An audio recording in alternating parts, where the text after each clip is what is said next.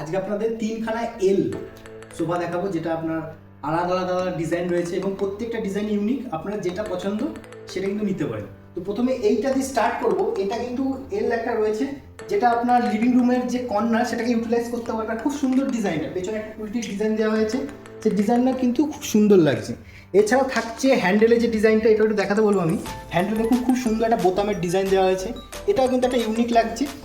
এছাড়াও আপনি কিন্তু বাড়িতে গেস্ট এলে এটা কিন্তু বেড করতে পারবেন। কীভাবে সেটাও দেখেন।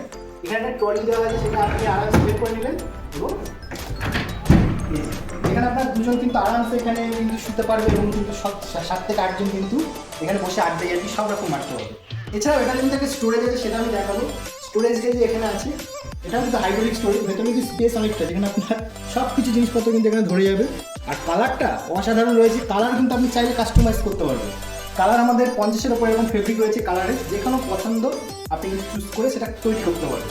এছাড়া আমি বলবো যে পিছনে কিন্তু ডিজাইন আছে, এই ডিজাইনের জন্য কিন্তু পিলো দেওয়া হয়নি। আপনি চাইলে এতে পিলো অপশন মানে চুজ করতে পারেন, যে কোনো ছোটো বড়ো যেরকম পিলো সাইজ হয় সেই সাইজগুলো কিন্তু আপনি নিতে পারেন। আপনি আপনার মতো করে চাইলে কাস্টমাইজ করতে পারবেন এই টোটাল সোফা, এই সোফাটার উপর।